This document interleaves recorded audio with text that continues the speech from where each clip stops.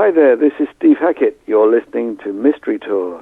Under a Mediterranean Sky and Surrender of Silence have been recorded during the lockdown. How was to experience this kind of new way of doing an album? Well, I think there's two ways of dealing with the pandemic and the lockdown. I think the other one way is to just capitulate and go, oh, we can't go out, so we can't go out and party. That's one way of doing it. Or the other thing is to celebrate the extra time made available to you because of the circumstances. Yeah. So they are two very different albums. Under a Mediterranean Sky is extremely escapist and romantic, and gives way to feelings. The other album, Surrender of Silence, is much more. It's like, I was going to say dancing or dreaming with your armor on. You know, it's armor. It's kind of, if there was such a thing as guitar armaments, it would be that. It's a fairly bulletproof album. The ideas come thick and fast, and it's a very aggressive album, and there's aspects of social comment, and I think what links the two albums is the travelogue factor, where, of course, Mediterranean Sky is a complete travelogue around an imaginary trip around the Mediterranean. If you could visit all those places in musical styles, it would be that. The link, I think, with the new one, Silence, is that we do get to visit some places, but they are much further afield and they don't border against each other. We have the kind of Russian rock of the first two tracks, and the African experience,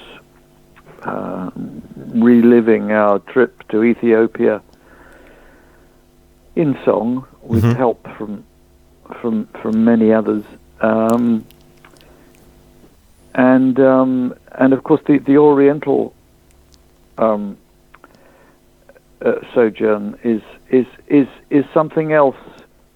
I think I was trying to construct something in song. It was, again, Joe said to me, well, perhaps we could do something, you know, from Shanghai to Samarkand, and I thought, oh, once again,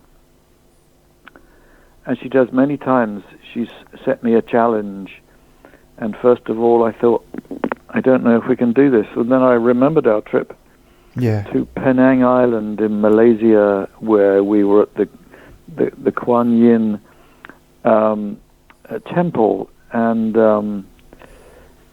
it's as if it takes you all day to get to the top of the temple. You ascend slowly, and first of all you go past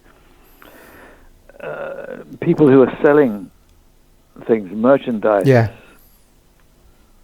and you go past all these various stalls. It's like an antique market and a tourist trap, and then it goes on.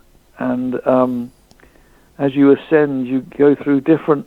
It's a bit like going through different planes or different worlds. I mean, at one point they had this fountain with lots of terrapins in, and very, very strange. And then you go further, and then there are the sort of statues of deities and various things. But you know, it takes you a very long time to get to the top, which is a roof garden with this huge statue right at the top, the golden statue, which is about 40 feet high. Anyway, it was the thought of those stalls at the beginning. You know the word stall? It's a bit like little. It's not a shop. It's not that big. It's these little kind of kiosks, really.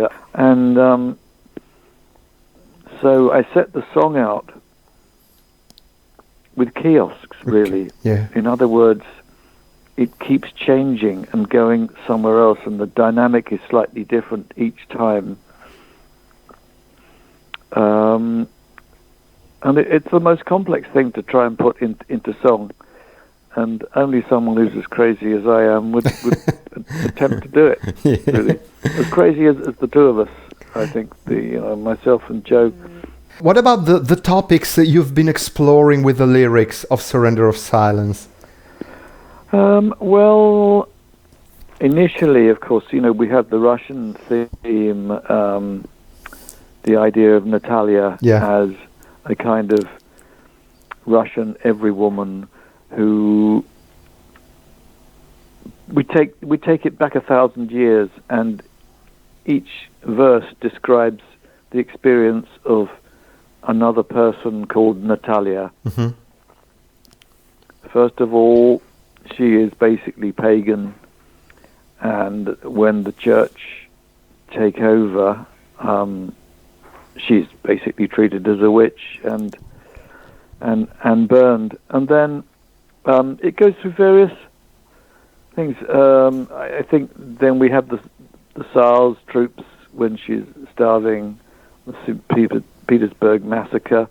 Then, of course, she falls foul of the Bolsheviks in another verse, and then up to the modern day, where she, in my mind, there's a reason why she is poisoned. In other words, like Navalny, they try to poison her. Navalny is a little bit like a sort of modern day Rasputin in a way. He's very popular but has to be stopped, and all these things are implied with the Russian story, which is always the same, although the protagonists change. Yeah. Russia has never known true democracy, and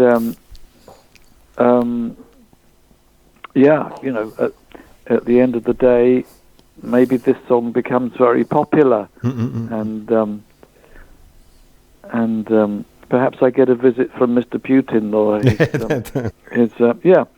So that's it. Maybe I should do a version in Russian. And I guess each time you stick your neck out, of course we have Fox's Tango, which is basically the idea of the post-truth news broadcasters. It's an extraordinary world, isn't it? Where we have, one half of the world is basically either in a prison camp or a refugee camp, which is almost the same thing in so many places, and the other half of the world owning the keys to it. So, are you a jailer or are you a refugee? It's almost as if this is the way forward for the divided world that we are in, with the rise of all the things we know about the right-wing politics, etc. And you just have to figure out which party you're from. Yeah, definitely. Yeah, and which 3 words would you choose to write the shortest review ever of Surrender of Silence? Just 3 words. Right. Oh, probably shit, fucking hell. It's 4 words. Oh, sorry, fucking. No, I think that's 1 word. Yeah, that's true. What can you tell us about the beautiful image on the cover? Oh, well, it's made to look like a galaxy. It looks like that, but it's actually a stage shot.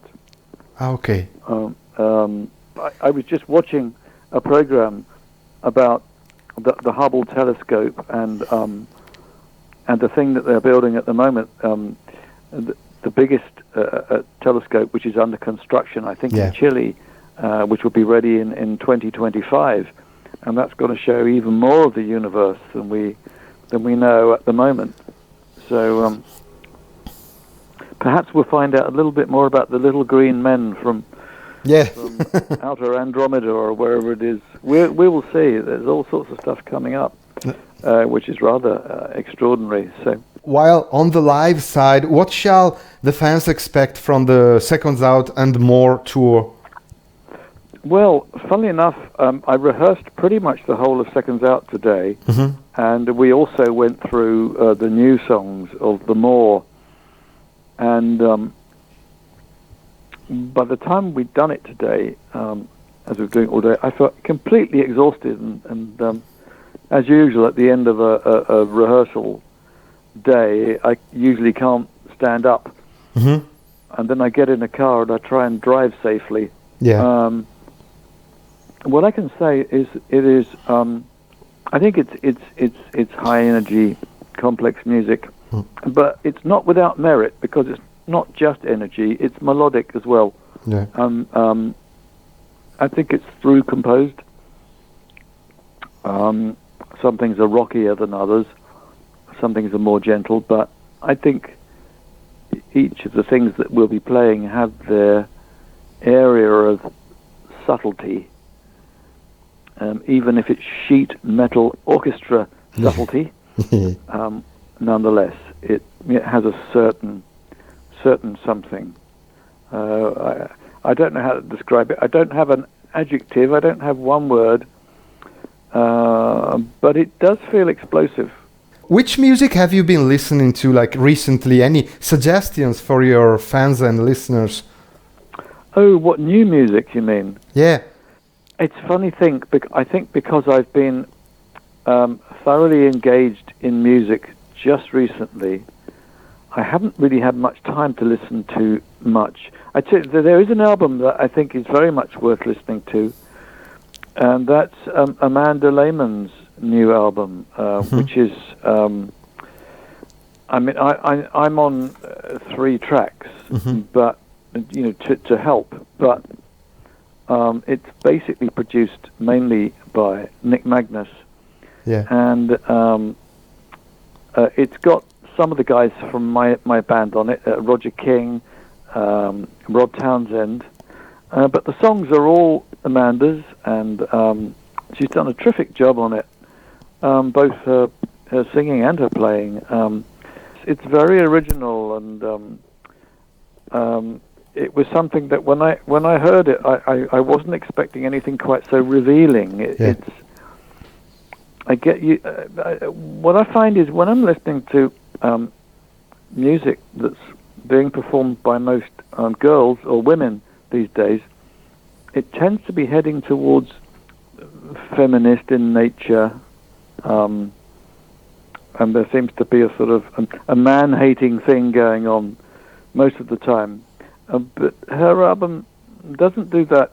It celebrates childhood in a very original way, and it's very, very beautiful. There's aspects of jazz in there, and aspects of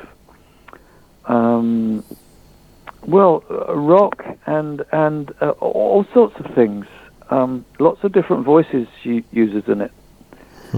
I think it's really good. So I've given it a really good review myself, and it seems to be picking up a lot of interest, which I'm thrilled for her. You have been a solo artist for ages now, surrounded by the best musicians around, which I suppose they are also good friends. Yes, and they are. Do you sometimes miss the dynamics of working with a band instead? I think working with the band is great when you're young. Okay. There's a lot to learn. But I think when you're asking for permission to do something,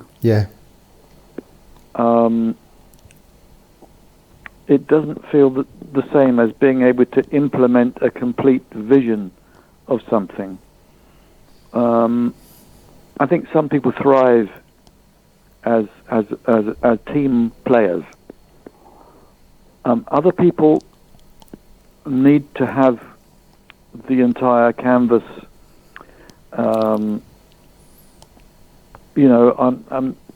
not sure that I'd be terribly interested in what Tchaikovsky could do in a band that he had to share with with other people. Do you know what I mean? I like the vision, and the same thing with Bach. I mean, if Bach was,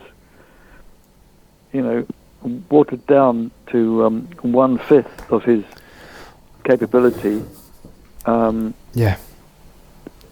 we would have something that's not, In other words, some people are like sort of ready-made concentrates, in a way. I don't want something that tastes less of orange. I want a complete orange, because it's a wonderful fruit in itself and complete. So, for some people, bands can be great. Other times, you hear of bands and they've done wonderful things together, but then you hear later, that they were all, fighting each other. The lead singer was fighting the guitarist, and the keyboard player wanted blah blah blah blah. The only way that music can really work properly is when people get together in order to serve one vision. So if you had a band where everybody said, okay, it's complete democracy, we're going to do, everyone's song, and we're all going to absolutely bend over backwards in order to please the composer, the writer, then I think you would have a band that existed like no other. But I don't know any band who functions like that, because most bands have to contend with the fact that at best you have one very gifted control freak who insists that his will needs to be done, and everyone else has to follow. And sometimes that produces very, very good work. Other times, you're not getting the best out of everybody. Now the usual question: any recent contact with the guys from Genesis? No, I haven't. No, not at all. Not for a while. I think the last person who contacted me was Tony Banks. Funny enough. But that wasn't in order to say, "Oh, will you come and join us?" And why don't we all ride off into the sunset together again? No, it's just over some rights for something, and but it's always nice to hear from them. It's always nice, and I think the one I saw before that was probably Pete. Yeah. I mean, I realise it's a big part of everyone's life. Do you know what I mean? But, I spend my entire existence living up to whatever that Genesis monster was. Yeah. I often think my real work started once I left. On the other hand, my real years of study was when I was part of it. Yeah. So, but there you are. We did influence each other. We studied each other.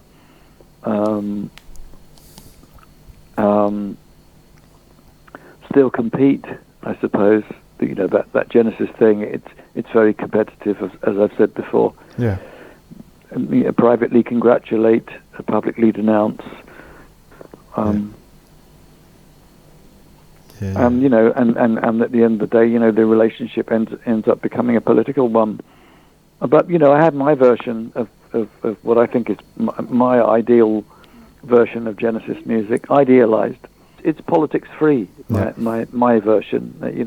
My version is as free of politics as I can make it. I just do what I think is the best songs. I don't care who wrote the song. It's about the music for me. But it's still about the music. How to get the best out of the music is my main aim. How to get the best out of myself. Sometimes it's the same thing.